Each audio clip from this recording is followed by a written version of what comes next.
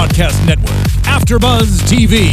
Over 20 million weekly downloads in over 150 countries, and your number one source for after-show entertainment.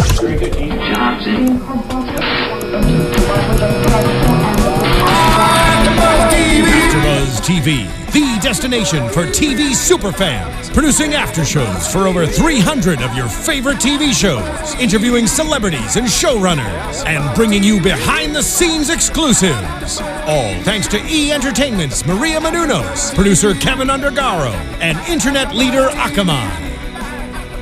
Now, let the buzz begin! Happy Monday, everyone, and welcome to the Amazing Race After Show here at AfterBuzzTV.com for Season 27, Episode 8, Krakow, I'm Gonna Get You. I'm your host, James Wallington. It's great to be back in the studio, and with me across the table is... Hey guys, it's Marie. And we are down Jess tonight. She is covering the red carpet premiere for The Hunger Games Mockingjay Part 2. That's insane. So, Jess, we miss you, but hope you're having fun at the red carpet for The Hunger Games. So let's dive right into this episode. Overall thoughts, Marie? I liked it, but I didn't like it, as usual. No, I thought it was a cool episode. I loved the whole salt mine thing. I thought it was like difficult, and it really kind of showed like what goes on there. Like, this is these people's real jobs. And I think didn't it on your season you go to some sort of salt mine? Yeah, we did something totally similar. Opposite. Yeah, we did a salt situation. Both sides of our detour were actually physical, which is something that I didn't like here, that the other side was like music, which like wasn't even music, but we'll get to that later. But I did like that. I thought that was like a good, tough, that one side of the detour was challenging, and it showed a lot of like, you know, the people there, their culture and their real jobs and stuff. Right. So that's what I liked about the episode. Other than that, I didn't like much. All right. Well, I loved this episode for the most part. It was definitely entertaining, and I loved the sentimental moment between Texas and the cheerleaders at the end of the episode. But there's just a lot of build-up, and I loved how neck and neck 5 teams were throughout their time in Poland on this leg, because it made it really intense. It was anyone's game. So that's... Except for the green team, who was like ahead of everyone by like 10 hours Clearly the whole time. Clearly the green team was so far ahead.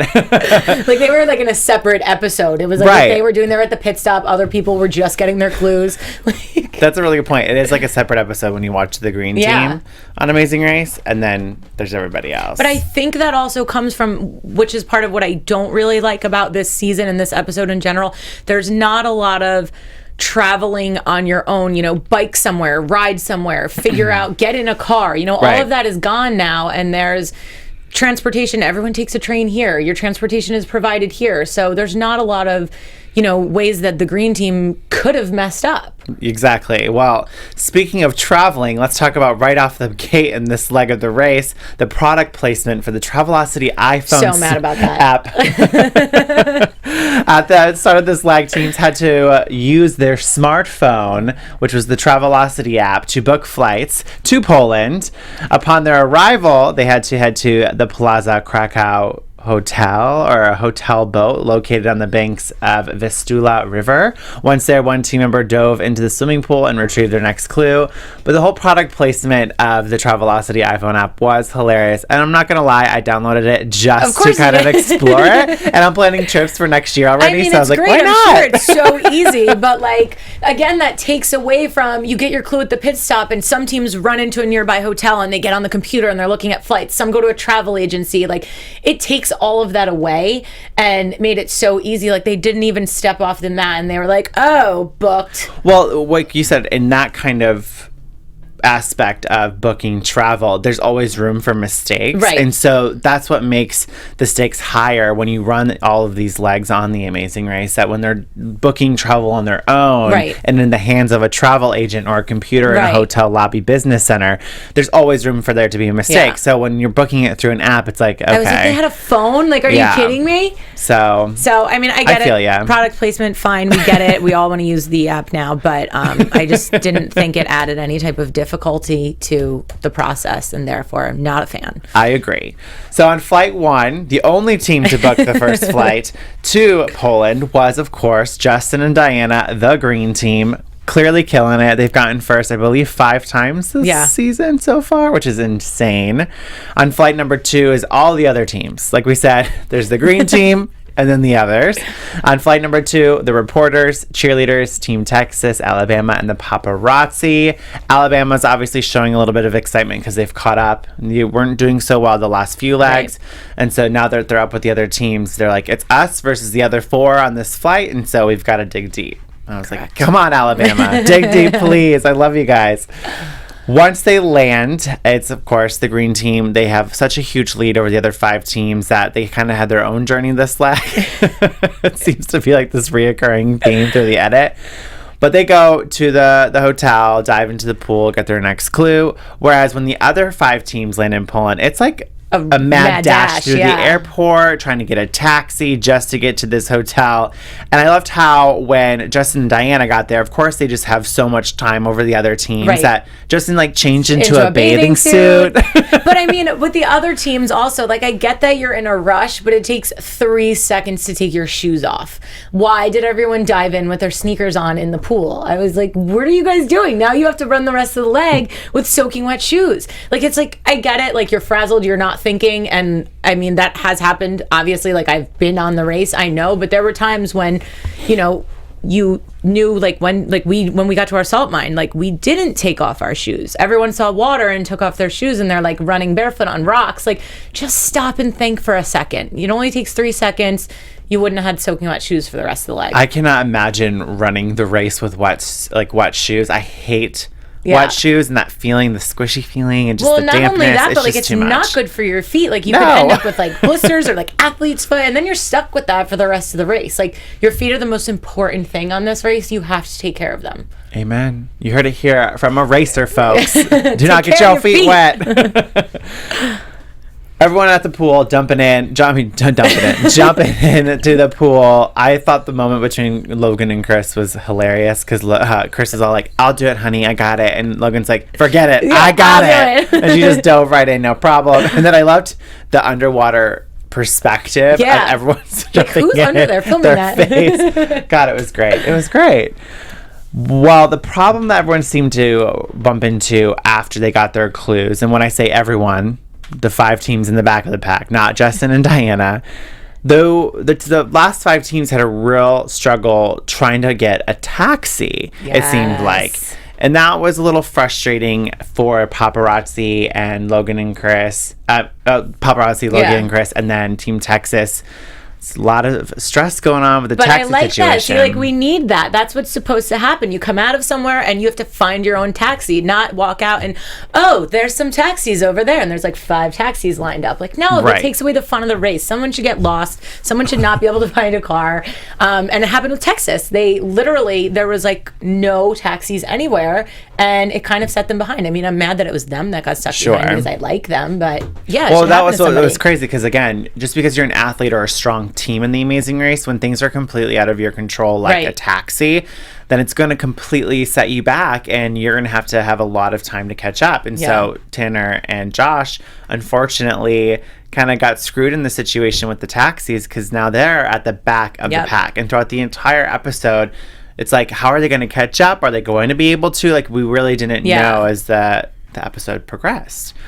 When they got their clues from the pool, it was the detour clue for mine versus music. In mine, teams had to make their way to the salt mine. I'm not even going to say the name because it's Polish and it's just a lot. And had to descend down 1,000 feet into the salt mine. Then they had to carry a large timber support beam into a loading area. After filling a mine cart with salt, they pushed the salt back through the tunnel where a miner would hand them their next clue. In music, teams had to travel to the city's main square where they had to choose a professional pianist, learn a musical piece, and roll the piano through the streets to a performance area. Then from passerbys, then they had to perform for passerbys a duet with a violinist in order to attract donations and tips. Once they earned 100, they would receive their next clue from the musician. Which detour would you have done, Marie? I would have 100% done the mine. Again, it takes you back to getting a certain task done on your own versus being at the mercy of people, you know, either being around you, not being there, not wanting to give you money. So I never like to put it like in the hands of someone else judging you or helping you out. The mine thing was physical. I would have gone in, done it, got it done. No issues. Right. I probably would have done mine as well because, like, you may bring up a really good point that if you're going to do something like music, it is out of your control. But see, you could do music because people would give you money. People wouldn't give me money. But you would think that, but people, like, I thought Tiffany and Krista would have an easy time. No, the only way that Tiffany and Krista would have got money if like, a college football team walked by. Like, people I don't know, haters. they're cute girls. Right, but, like, only men want to give them money. You saw all the girls running over, like, giving James Earl everything that they owned.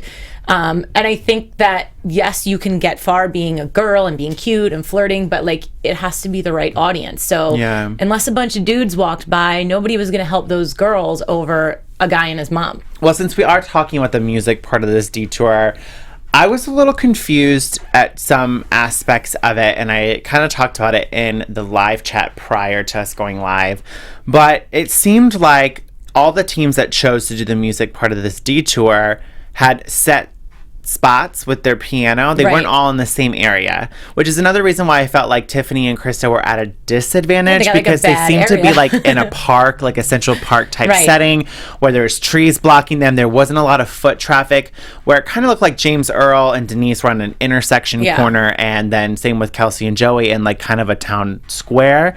So I didn't really see how it was an advantage for Tiffany and Krista. I felt bad for them because like they're not really in like a central part, but it sounded like all of these music places or the music points were preset, so they had to go to these certain I think they spots. were probably all in one general area. Like, I'm sure they could probably see each other from where they were. You kind of probably had to run into this area and pick a spot, but if you got there last, you know, you got the worst spot. Like, I don't know how that worked because I just think that, like you said, James Earl and his mom literally had like prime location. Well, they also had that one girl who just kept giving them money. How much more do you need? Like, I'm not hating on that girl because I loved every aspect of that whole situation. She just kept going, how much more do you need? How much do you need? So, I mean, if they would have just said, like, we need 100, I'm sure that girl would have just forked over 100. But they got really lucky. But I think because they were in such a central part of this, you know, radius of where they were, they got more out of that experience than people like, you know, Tiffany and Krista being in a park where they're kind of blocked off by a lot of foot traffic. Yeah. I don't know if anyone else in the live chat kind of feels that way, but I just kind of was at that point where I was like, I don't know how this part is really fair. Because you've seen in past seasons of Amazing Race, if they're like trying to get money, usually they're all in the same like market or whatever. But this seemed too scattered. Yeah, I don't like those types of challenges. Just because, you know, everybody knows what's going on. There's film crews there. You're really close to each other. Either people are going to like help you or they're not. It's not 100% like authentic, you know. No one thinks you're really just sitting there playing the piano trying to get money. So I've never been like a fan of those particular tasks. And you know, like I said, I definitely liked the mind side of the detour a lot better. Sure. Well, James Earl in the live chat right now said that the girl who kept giving them money followed them all the way from the town square. So they had a little guardian angel, and I'm okay with that because I'm all about Team Alabama. Now, on the mind side of the detour, which is the one you and I both said we probably would have done, the one thing that I would have struggled with most is definitely the claustrophobic feeling of going down. Like, I've gone into caves before, I've done it all, but every time you're down there and kind of like, you know, you're underground, like you could die. You could die. And you could probably like get trapped. And that idea would be something I feel like I would have to work through. And Diana even mentioned that. She said, I'm claustrophobic and I don't enjoy these environments. And I'm thinking, I don't know if anybody really enjoys these environments. I definitely don't. So that would have been the biggest struggle of that detour for me. If you're claustrophobic, that definitely would have been difficult. But it seemed like it would be quicker and more efficient than, you know, trying to get money from passerbys. 100%. I mean, so basically, so who did that side? Justin and Diana did it, no problem. Paparazzi did and then but the funny thing is when Paparazzi was leaving, Team Texas was entering, and they're like, oh yeah, it's real easy. Yeah. But I noticed that when Paparazzi was doing it, Chris took the wheelbarrow over and then dumped all the salt out because he couldn't lift it up. Like, didn't even think that the two of them should try to do it. I was like, oh my God, what are you doing? You just filled it up and now you're dumping it out. This is going to take forever. This is so, what are you doing? Like, but I mean, I guess it worked out there. You know, the Team Texas was so far behind them that it didn't make a difference, but they had to have been watching that, you know, on TV now and being like, well, why did we not pick the wheelbarrow up together? But, you know, the Mind Detour was great, but there's more things about the music detour that really stuck out to me. I thought it was so cute the moment that Denise and James Earl had, because she was like, you know, growing up as a single mother, like, I would take James Earl to piano lessons and stuff. Yeah, get a little bit that of was history really there. cute. You learn more about their relationship. Then I loved how, like, Denise and Kelsey, how their approach was to getting tips. Like, I just thought they were just so cute. Joey, his liner about the cougar women, like, women love him, but it's like the cougars, women, mothers. Like, yeah, like old ladies. Older ladies and cougars. Yeah. Cougar moms. Like, were attracted to him in this little tip. They wanted to keep giving him money, which I thought was hysterical. That's cute. So that worked out for him. And then basically, Krista's crying almost. And then Tiffany resorts to basically telling people that they can pay her and she will kiss them, which is so funny. Like, first of all, is that illegal? Like, I don't know. Is that like prostitution? Like, is that in the rules? Because I feel like you can't do that. There's a line there. But I don't think she crossed it. I think she's okay. But that was smart. I mean, she had to resort to that. Like, use your strength. Like, you're a pretty girl. Like, if you're going to promise some guy you're going to kiss him on the cheek and he's going to give you 100, whatever it is, go for it. So funny. Well, the other thing, I think it was Krista that said it that I thought was so funny. She's like, everyone keeps running away from me. Maybe I'm too aggressive. And I'm like, sweetheart, you are far from aggressive. You're just so cute. There's nothing about Krista that's aggressive. Yeah, that's it. She's too cute. People are haters. Haters, for sure. Yes. Once everyone finished the detour, they got the route info that directed teams to the Schindler factory, the place where the lives of over 1,000 Jewish people were saved during the war. There it says Krakow ghetto. But once inside, they were given a tour of the factory. With an official tour, they passed through Schindler's office and looked at 1,200 names inside the memorial room. Once they entered the tour, the museum official gave them their next clue. Before we get to this part of the episode, we're so excited because we finally have our special guest in our studio with us today. It's been so long since I've seen you, which I'm so excited about. Hi, Ashley. Welcome. You made it. You look great. Yeah, you guys look great. Oh, thanks. Thanks for coming in. Yeah, you're welcome. So, everyone, this is Ashley from Marie's season of The Amazing Race. The best season ever. The King's Girls, you know. How's Allie? Where's she at? She's great. She's like killing it with modeling right now. That's great. Yeah, she's doing amazing. Good. I'm a proud friend. Oh, good. Well, I'm assuming you watched the episode. Yeah. Yes. We just covered the detour, but I want to know from your experience, which detour would you have done? Would you have done mine, or would you have done music? Right. Because could you imagine Allie and I playing the piano? There's no way. But you could kiss people for money like Tiffany did. I know. But like at the end of the day, I'm just like, Allie and I would have been like, absolutely not. We're doing mine. So I don't know if Allie can play the piano or not. So, but it almost kind of looked like you didn't even have to know how to play the piano. Like, it was like they were being taught like certain like Right. keys to like go to And like I chopsticks think, or whatever. Yeah, and I think like the learning of that was more like just to like kill time and like show us that they actually learned something. But once they got out there, no one was like, you messed up, go back and start over. They're just banging away on the keys and begging for money. So I think you could kind of like be bad at the piano and still gotten away with this. Yeah. But you wouldn't have known that beforehand. So to be safe. You would have walked into it and been like, oh. Yeah. And we were talking about how we had a salt mine thing on our season too, Yeah. but both sides of our detour were very physical, much more difficult. Just really quick. Ours was terrible. In our live chat, one of our viewers said that Ashley's mic isn't working, so just we'll be mindful of that for right now, I guess, and maybe it'll Help. turn We're on. working on it. Someone's coming in right now. Oh, Okay. perfect. Thank you. Okay. Sorry, guys. So, what I loved about this part of the leg was the Schindler's office thing was just so... I was speechless. Yeah. I mean, to go to something like this on The Amazing Race is what I feel like The Amazing Race is all about. It's like you're You're seeing supposed something... to do things like this. Yeah. And I loved and appreciated how everyone just really took their time to just stop racing. Right. And be in the moment and exist in this, office Yeah. of Schindler, that it was just, I don't know, I just loved every second of it. Yeah, I thought it was cool. We got to see some of the history. And again, like, no one was rushed. Everybody knew that they were going on this, like, guided tour. So if you were 10 minutes behind before or 10 minutes ahead before, you're still going to be in that same place. You don't have to rush through anything. They really kind of got to take it in.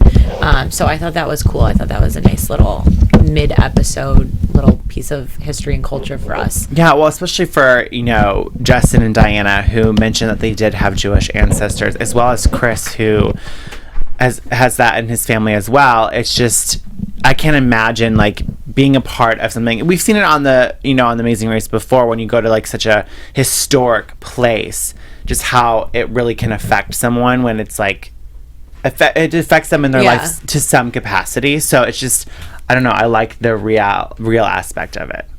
So yeah, I think your mic might be working now. Hello. Yay! Oh my god. Oh yay, perfect. Diana from the Green Team in the live chat said, "You said it, James Wallington, the Schindler Factory were experiences I wanted most from the race." So I'm sure you ladies could both agree with that. We didn't get to do anything like that on our season. I mean, well, we got to walk through the mosque, which was awesome. That's true. They were like this no running. would have been like crazy because like part of my family is Jewish, so it would have like right. Awesome so for the see. racers that have Jewish family, this was like a big deal to them. So that was really cool. I'm jealous. Scarpen, weighing in on the conversation, said Schindler's List is an amazing movie, and I agree. Preach. Emoji hands. Emoji hands. So once the teams got their tour of the Schindler Factory, they were given their next clue, which sent them to the Kazimierz, the city's Jewish quarter, to search for the next clue on the street, which was the Roadblock, asking who can handle a big order. Using a written list as reference, one team member had to identify 7 traditional Jewish dishes in the correct order and then deliver them on a tray to a nearby restaurant, Kaisermerhoys. I'm totally probably butchering these as usual, which was also the location of the pit stop. Once all of these dishes were correct, the restaurant owner would give them their next clue, instructing them to enter the restaurant for the pit stop. What do you ladies think of this roadblock? I would have killed it. Yeah, you probably would have been really well at this. I would have been terrible at this. Yeah. I think some of the teams weren't sure exactly what was happening at first. I know when James, Earl, and Denise got there, he thought it was eating. So he's like, I'm going to do this. It's eating. And then, after some teams were there and they saw people walking with the trays, they were like, oh, this is like a waitressing thing. I'm going to do it. Like Logan and Chris were arguing. She's like, I'm a waitress. Let me do it.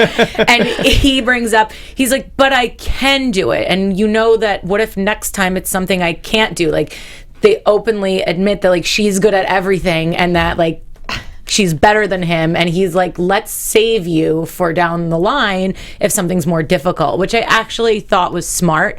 I'm usually like totally team Logan when it comes to decision making in the arguments, but he did make a good point that if he could handle this, he might as well get a roadblock like done so that they have her for the future. No, I agree. I think Chris brought up really valid points as to why he should do this, because they're so close to the end. Right. And as you guys know, having run the race, there's like, you have to balance out the roadblocks strategically, otherwise you might get screwed over having to do something you're just not good at. So that was a good move. Trying to calculate all the roadblocks in your head. I can imagine. Ashley, who would have done this between you and Allie? I would have. 100%? 100%. Because I grew up around it. So I would have been able to look at things and been like, oh, I know what everything is. Yeah. And I would have blown through it super quick. I think Allie, she would have been able to get it, but it probably would have taken her a little bit of time. Mm-hmm. Yeah. But for me, I would have just been like hands down like. How about, can we go back to the beginning of the episode when you had to dive into the pool? Who would have dove in? I would have. Really? Yeah. Because before Allie and I left, we said anything that would be with heights, Allie would do, and anything in water, I would do. So if I had it, like, it would have been, that's when Norway, when we had to jump off. Oh, that's right. Water, I did it. Oh, your makeup and your bun. I know. It was a dry wet fit. I know. I would have been so bummed. So good. I also loved how resourceful a lot of the people in this roadblock were. They went out of their way to like ask locals to pull out their phone and they like Google image different dishes that they weren't aware of what they were looking for. So I think that really aided to a lot of their success in this roadblock, because almost everyone would try one attempt. Right, they would just to see, like, I think I know what it is. And they'd be like, okay, I need to get someone's phone now. And then they got the phone out and they're like, let me just reevaluate my work here. But I loved the work that Kelsey and James Earl did. Like the fact that they came together, like, let's just work on this together. They already knew they were ahead of the pack. We might as well just work together and get to the pit stop and be done with it. So I loved the little camaraderie between Kelsey and James Earl. Who else stuck out to you guys in this roadblock? I'm trying to think. Well, Tiffany and Josh got there last. And I think Tiffany, she tried it. wasn't going over well. Chris was still there. They knew that they were like the last team. three, so when Josh shows up, she's like, hey, do you want to work together? Kind of letting Josh think, all right, let's work together and get this done quick and leave Logan behind. But, she really just needed help. Like, if Josh knew what he was doing, he probably could have just done this all on his own and bounced. Yeah, but he didn't. So they end up working together. They're like, okay, we need to go get somebody's phone. We need to figure out what these are and get it done. And as this is happening, Chris finishes up and they kind of realize, like, oh my God, we're the last two teams and we're besties now. What are we going to do? But you know what that's like. You had race husbands. Yeah, and so that's what I was thinking. I was like, if I would have done this, it probably would have been easier for me. But if Allie would have, I think she probably would have like teamed up with Leo or Jamal. Right. And she would have blown through it and done great. But then what happens? At the end, it's like, what do you do? But we all know what happened this time. Yeah. Right. But I don't think that would have happened on our race because all of us were like, well, I can't imagine at that point you peace out. Yeah. I can't imagine being like from the paparazzi and the cheerleaders and thinking that they're in last and then seeing a strong team like Tanner and Josh show up and being like, well, I would have been literally my reaction would have been, what the hell? Yeah. What happened? Like, why are they in last? That they were, nobody knew that. So I thought we would see a little bit more of a reaction from them, like thinking, oh my gosh, Tanner and Josh, they're at the bottom of the pack for once? That's crazy. But yeah, the alliance that came together between cheerleaders and Team Texas was really cool to see. And I don't know, I mean, I don't know if I could have done that. I don't know if I could do what Josh and Tanner did. No, I wouldn't. I would have ran to the pit stop because that's in the fairness of the race. Like, this is the thing. Like, I get it. Like, now he lets her go ahead twice. At one point, they're going to get checked at the end of the roadblock, and her arms are shaking, and he could have easily just like walked right up there and gotten his tray checked first. But he doesn't. He's like, she was here first, and we helped each other. I'm going to let her get checked first.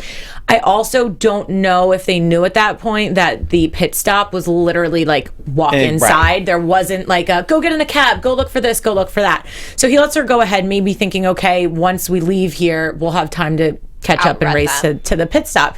And then they go inside and, you see it again. They could have easily just ran right by them and they didn't. But I almost think that if it was any other team besides the cheerleaders, like if it was like Logan and Chris, like they would have blew by them in a second. Yeah. For sure. And I don't know if it was the other way around. If like Tiffany and Krista were behind Texas and they had helped them, I think they would have ran ahead of them. I don't know that they would have let them go on first. I think Texas is the only team that would have done this.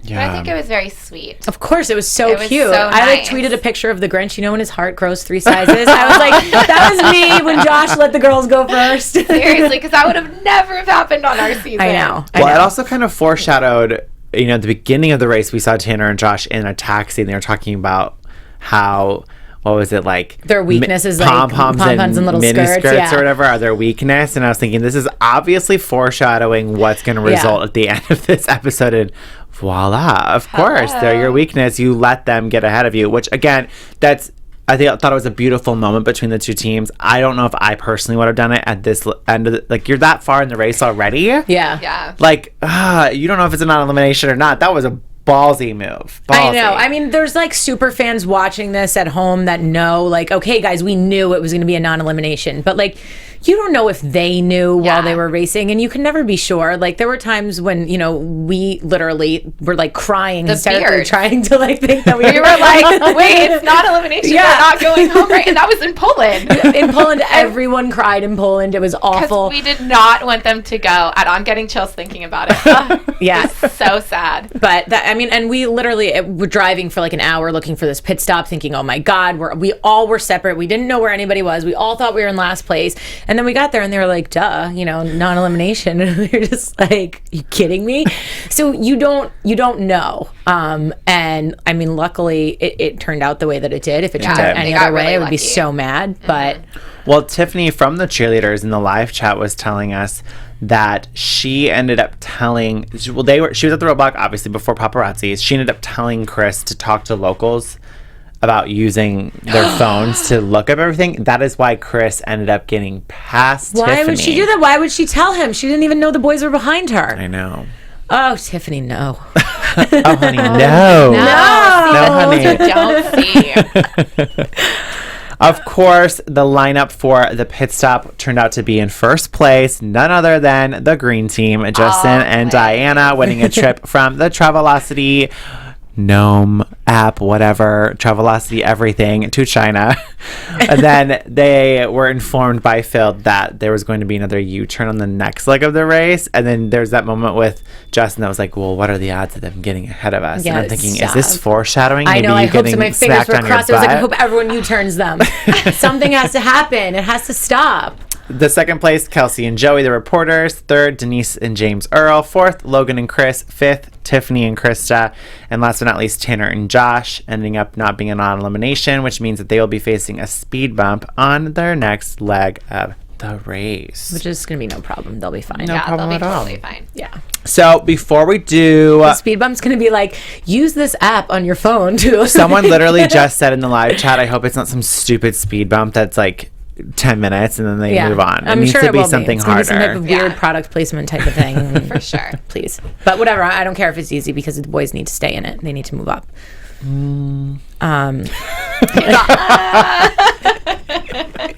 That's how you really feel, James. I mean, they're not on my fantasy team, so I would My not mind fantasy seeing teams them have go. been dead I know, for yours are like- gone. Speaking of fantasy teams, this graphic is hilarious now that Team Marie has Dead. no teams left in the race. Why am I not on this? Why wasn't I invited? I'm so mad right now. Well, as you know, Team Marie had the dancers, the track stars, and Track Attack. So Team Marie is officially dead in the karma fantasy because I league. stole the trade that you wanted. I ended up getting all my teams knocked out early. So I'm over the fantasizer thing. You guys carry on with that. I'm just going to take a little break I wasn't for now. even invited, so I was over it so long. The fantasizer thing is really hard now because Jessica is so far ahead of us that it's like I don't even want to keep tally anymore. Yeah, it's like the 'cause green team Jessica's and the gonna actual win. race. I'm like, the green team's going to win this. It's pretty obvious in my opinion that I'm just like, okay, Jessica's going to win. I'm not going to tally any more scores. Yeah, But we have on Team Jess all three teams still in. For Team James as well, I have all three teams left. But it's anyone's race at this point. But what do you think is going to happen next week? Predictions. All right. I want And now, Tanner and Josh to like your come AfterBuzz from TV behind and just like win a leg finally. But I don't think it's going to happen because like, come on, you're not going to go from last with the speed bump and then get first unless like everyone else dies. So literally, I hope they do well, but I don't think they're going to come in first. I don't know who's going to be first. Like I really want Kelsey and Joey to like finally just pull ahead and get a win in. As long as it's anyone but the green team, I'll be happy.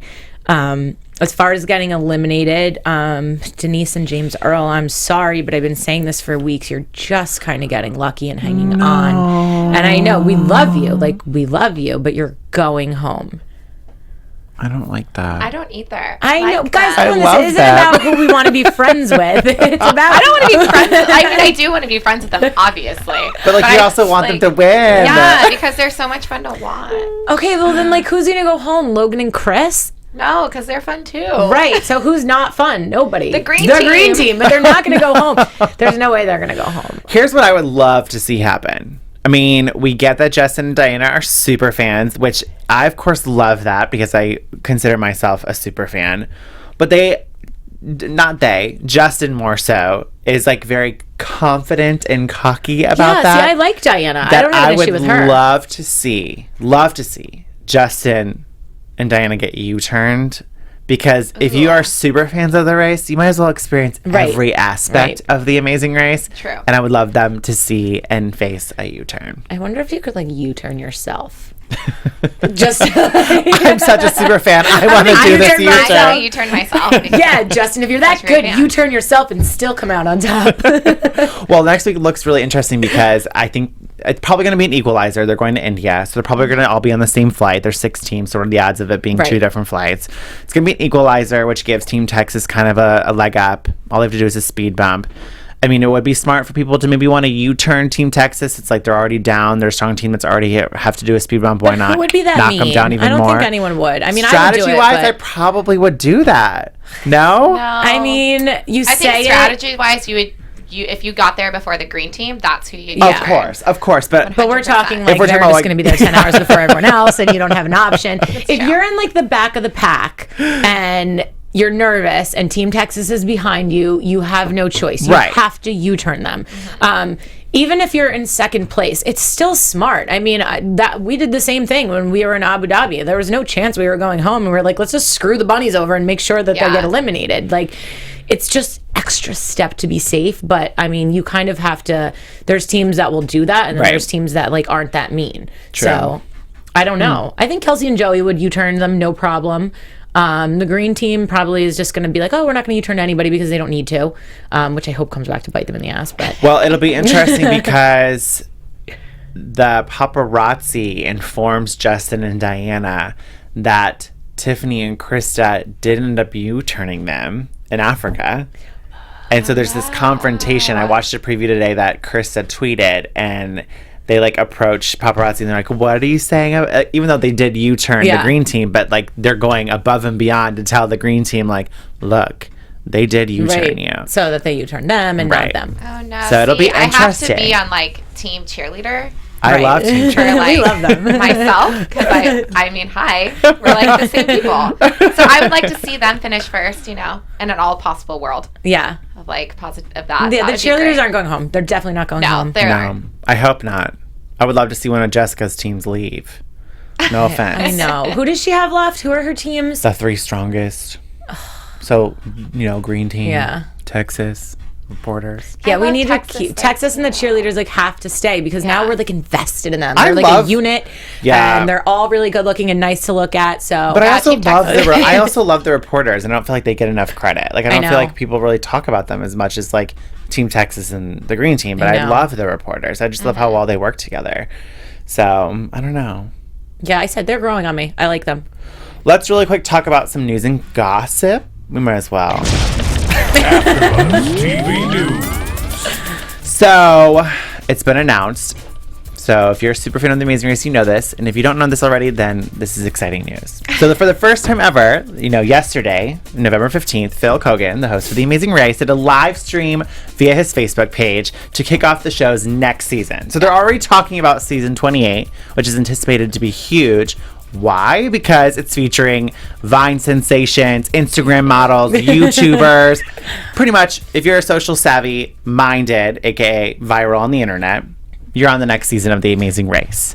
So last night he did a live stream of all the teams checking into their first detour in Mexico City, which I loved every second. I was so glued to my TV. Really? I just loved it. I was like, oh my gosh, this is so cool. My eyes just lit up. I was so excited. So for those of you who don't know, season 28 is definitely going to be featuring all social savvy teams, meaning they're viral on the internet in some capacity. The teams have already been announced. So if you want to check that out, go to CBS.com and look into it. There's some really exciting teams on it. At first, I was like, okay, this is kind of a con.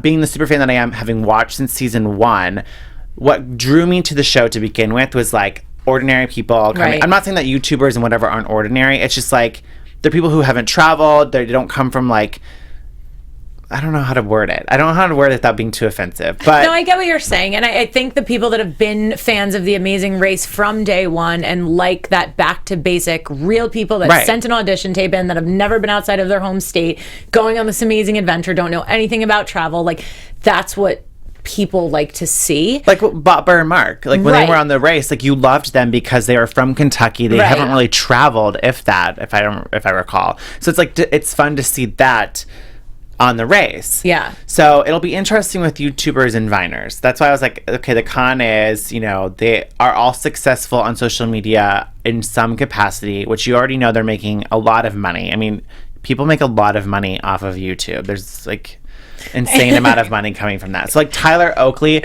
God love him, but he doesn't need $1 million.